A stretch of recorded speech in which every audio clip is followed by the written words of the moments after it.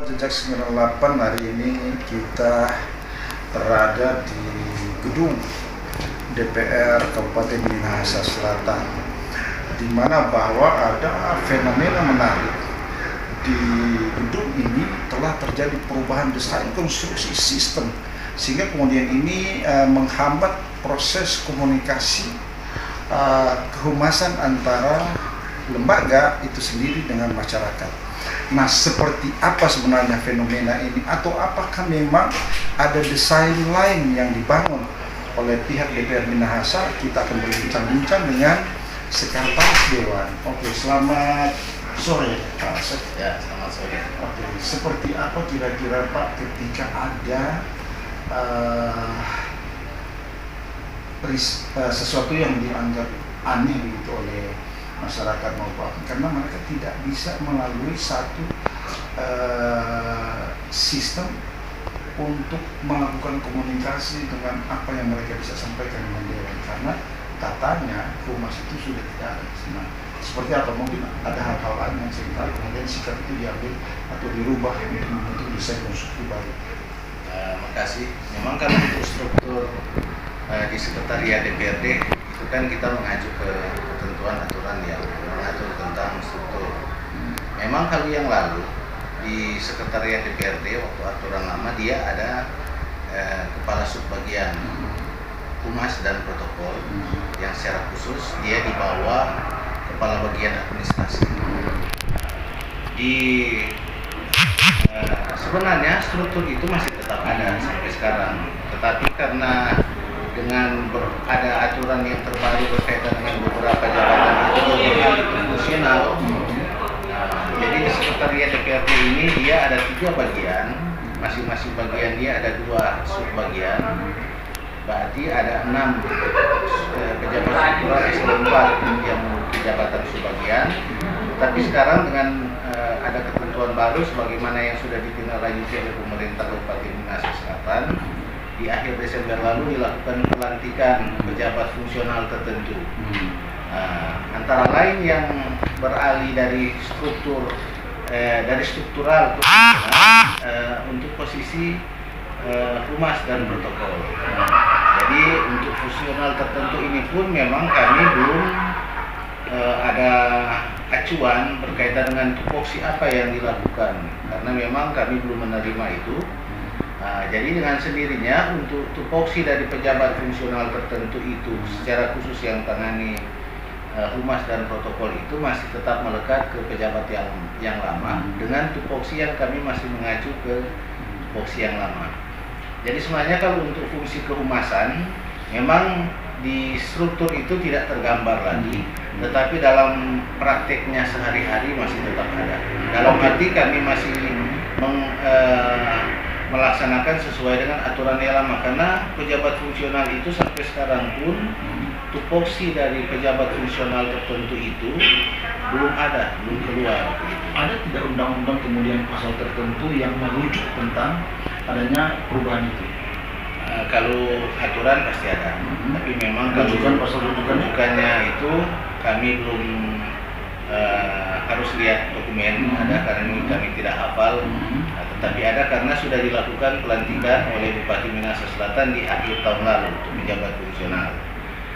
Dasar itu SK ada, berarti ini saya gambarkan saja, memang ada dasar aturannya. Tetapi memang karena ini kita harus kalau mau jawab secara pasti, berarti kita mesti buka catatan dulu. Tapi kemudian bahwa faktanya masyarakat menjadi bingung, mereka harus ketika mereka masuk mereka tidak tahu bahwa sistem ini di mana kemana mereka harus pergi, sehingga kemudian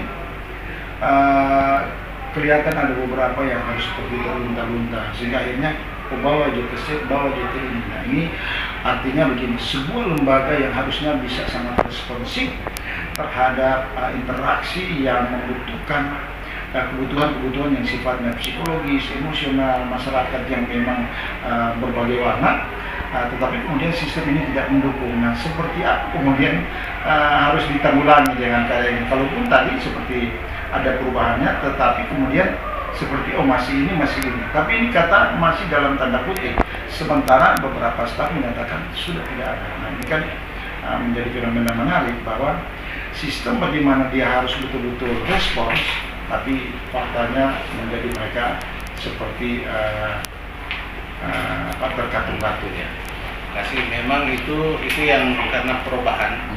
Jadi ada yang secara langsung menanggapi bahwa itu sudah tidak ada. Tetapi kami kan dari segi kebijakan pimpinan, karena tugas ini tetap harus jalan, kami tetap memfungsikan mereka melaksanakan tugas seperti sebelumnya. Jadi memang kami juga punya rencana untuk perbaikan dalam arti sistem informasi di saat ada masyarakat yang ingin bertamu ke kantor DPRD, apalagi secara khusus mau bawa aspirasi masyarakat atau pengaduan masyarakat. Kami berencana untuk memperbaiki dengan rambu-rambu, tanda-tanda bahwa surat masuk dia harus kemana, karena tugas kita juga sesuai dengan peraturan tata tertib. Kami punya tugas untuk kalau seandainya ada penyampaian informasi, penyampaian dari masyarakat ke DPRD, misalnya ada usulan-usulan, tetapi kalau di waktu yang bersamaan tidak berkantor atau ada kegiatan di luar, otomatis secara administrasi kami punya tanggung jawab untuk menerima, dan itu akan diteruskan ke pimpinan DPRD. Nah, itu. Tetapi memang yang kami perlu benahi di sini adalah kami ingin di saat masyarakat datang ke kantor tanpa bertanya kepada orang lain pun, mereka sudah ada tanda-tanda atau semacam petunjuk brosur atau apa bagaimana cara untuk bisa sampaikan salurkan aspirasi begitu. Termasuk juga untuk alur surat menyurat.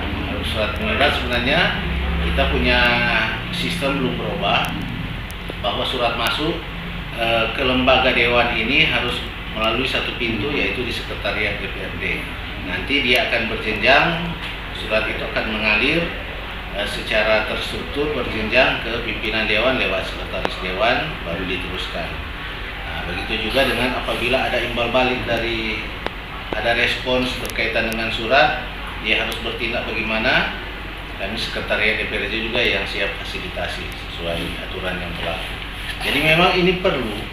Ini dari percakapan ini kami juga lebih terbuka untuk bagaimana meningkatkan pelayanan kepada masyarakat seperti yang tadi. Apalagi kan di zaman-zaman era teknologi semakin canggih.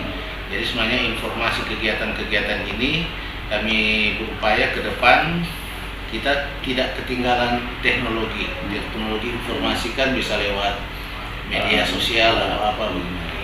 Jadi tadi juga kebetulan dengan Ibu Sekda berkaitan dengan penyampaian informasi kegiatan dewan, setelah beliau untuk pertama kali tadi hadir, dia undang kita ke DPR provinsi, karena walaupun kami tahu dengan kondisi posisi sekarang kami punya peralatan yang memadai untuk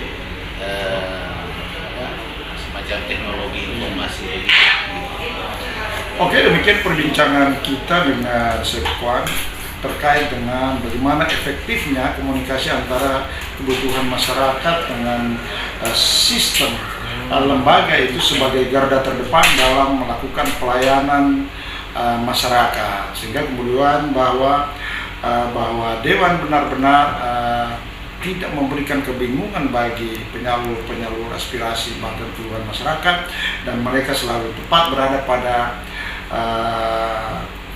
struktur yang tepat, sehingga kemudian alur kebutuhan informasi mengalir secara bolak-balik itu bisa mereka rasakan dan menghasilkan kepuasan, karena memang tingkat kepuasan yang dibutuhkan oleh masyarakat, sehingga kemudian di mata masyarakat bahwa Dewan betul-betul memiliki satu performance yang sangat dibanggakan. Oke, demikian saya di Peuru melaporkan dari kantor Dewan Kabupaten Minahasa Selatan. Salam sehat.